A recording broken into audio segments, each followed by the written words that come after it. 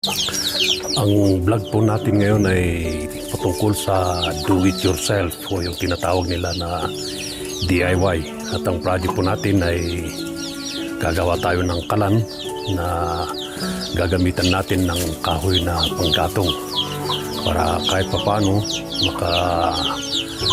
mura tayo o hindi tayo magastusan sa mga LPG gawa ng napakamahalang presyo ng LPG ngayon. 1,000 plus na yata. So gagamit tayo ng mga scrap na bakal. So ito yung tubo. Gagawa tayo ng rocket stove. So na-prepare ko na siya.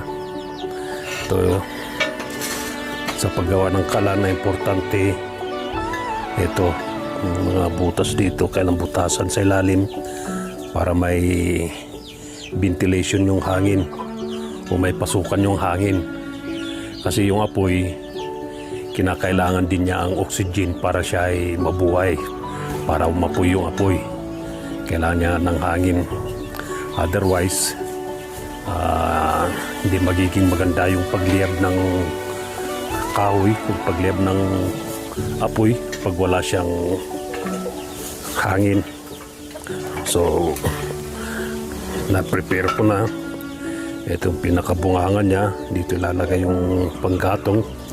So kakabit na lang natin tong parang dilan niya, and then later testing natin kung paano magiging outcome niya. So subaybayan po yung pag-testing natin sa kanya mamaya. Kung may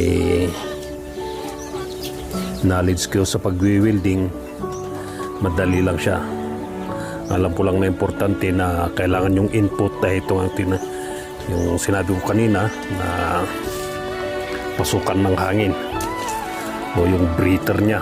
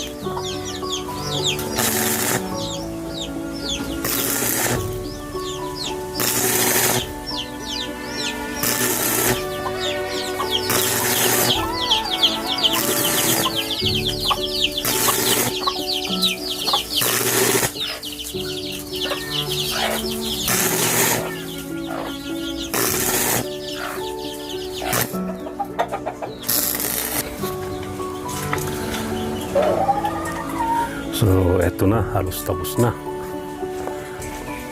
So kung nakikita nyo itong upuan ng kaldero, stirrup yan. Sa puro kinakalawang yung nagamit, gawa nga ng mga junk.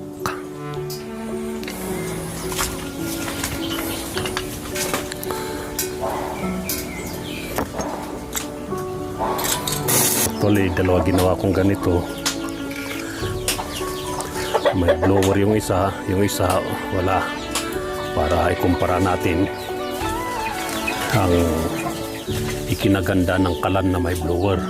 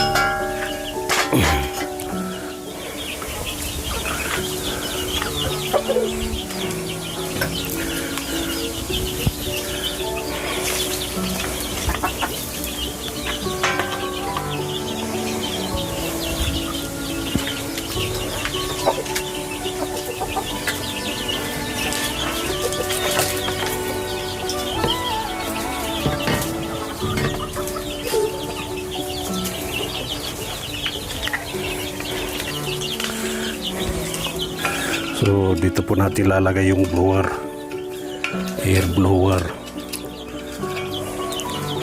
At abangan nyo mamaya, abangan nyo sa susunod na video pag testing natin para mapag-differentiate natin yung may blower sa walang blower.